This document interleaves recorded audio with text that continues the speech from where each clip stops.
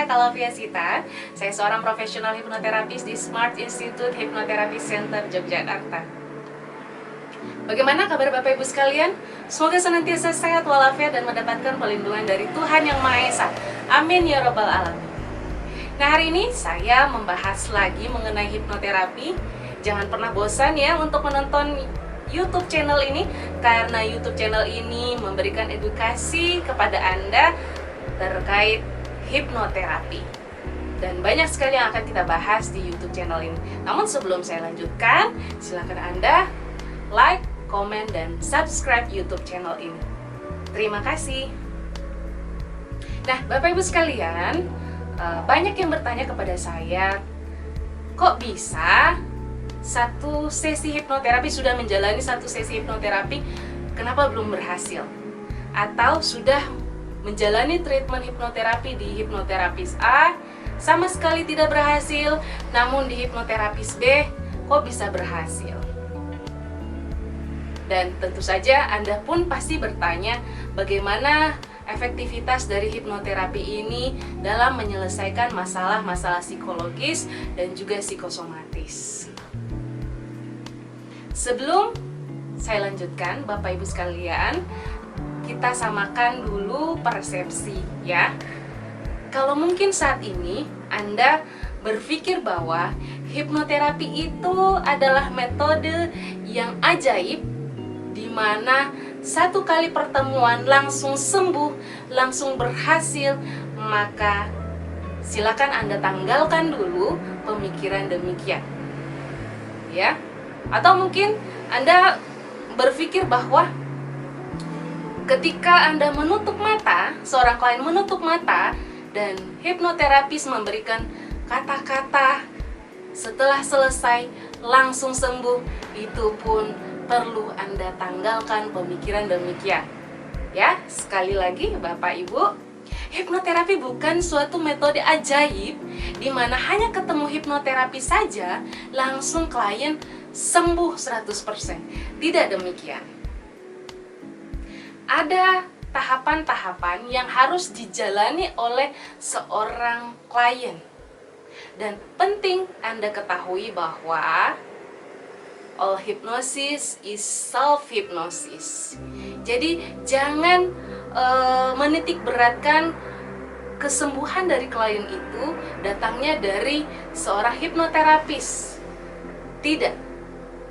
All hypnosis is self-hypnosis, artinya semua hipnosis adalah self-hypnosis. Artinya yang melakukan hipnosis atau yang menjalani hipnosis adalah klien itu sendiri.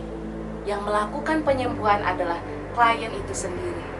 Kami, hipnoterapis, hanya sebagai fasilitator. Kita membimbing klien, kita memberikan sugesti, namun klien juga melakukan. Bukan hanya sekedar menutup mata, kemudian mendengarkan, dan selesai. Tidak demikian Bapak Ibu. Ketika Anda bertemu dengan seorang hipnoterapis, maka hal yang perlu Anda lakukan adalah yang pertama dan utama. Anda menyadari dulu bahwa Anda itu sedang bermasalah dan membutuhkan bantuan ataupun pertolongan dari hipnoterapis. Ya, yang pertama, Anda menyadari bahwa Anda itu sedang ada masalah atau bermasalah sehingga Anda membutuhkan hipnoterapis. Karena kalau Anda tidak menyadari dan hanya datang atas permintaan orang lain atau bahkan paksaan orang lain, maka dijamin hipnoterapi tidak akan berhasil atau tidak akan terjadi proses hipnoterapi. Karena Anda datang ke hipnoterapis atas paksaan dari orang lain. Sehingga paling penting ketika Anda menginginkan datang ke hipnoterapis, Anda sudah tahu, sudah menyadari permasalahan Anda.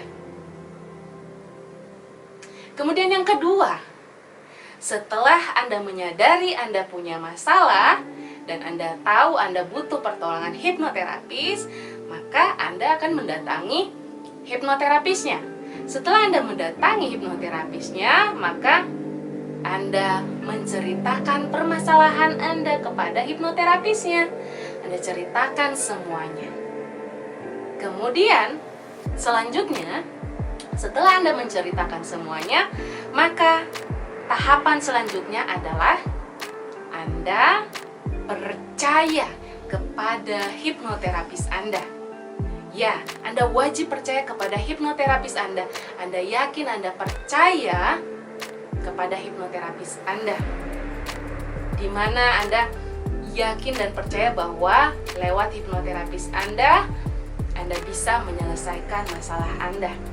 Dan tentu saja, setelah Anda yakin dan percaya, selanjutnya maka Anda mengikuti apa yang menjadi arahan hipnoterapis Anda, termasuk instruksi-instruksi dan juga sugesti-sugesti yang diberikan oleh hipnoterapis Anda. Jadi sepanjang proses hipnoterapi, ya, ketika Anda sudah duduk santai di kursi terapi, maka saat itu Anda mulai mengikuti dan melakukan apapun yang disampaikan oleh hipnoterapis Anda.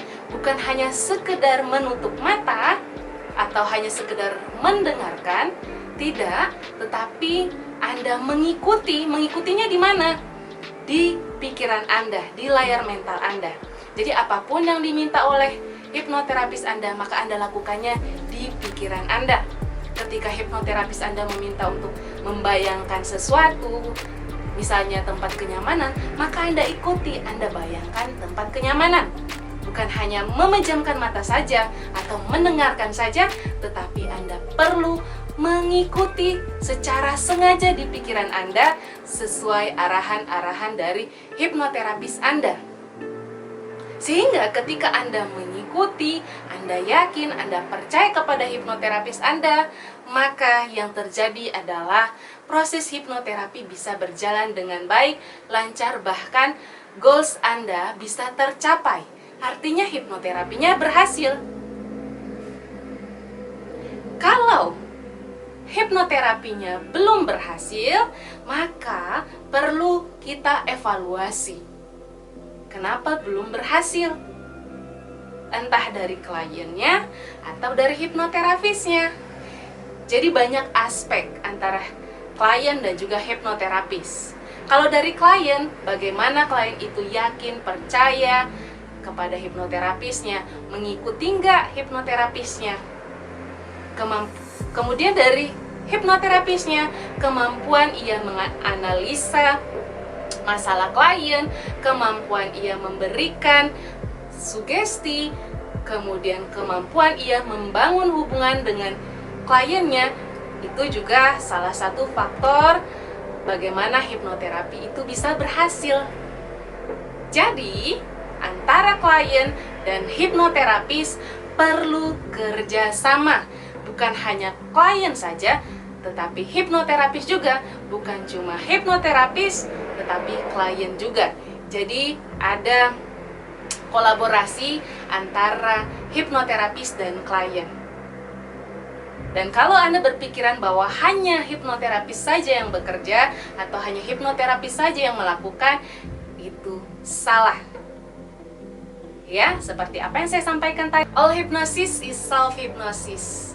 Sehingga yang melakukan hipnosis, yang melakukan penyembuhan adalah diri klien itu sendiri. Ya, hipnoterapis sebagai fasilitator. Meskipun sebagai fasilitator, tetap hipnoterapis harus mempunyai kemampuan yang mumpuni untuk membantu permasalahan semua klien-kliennya.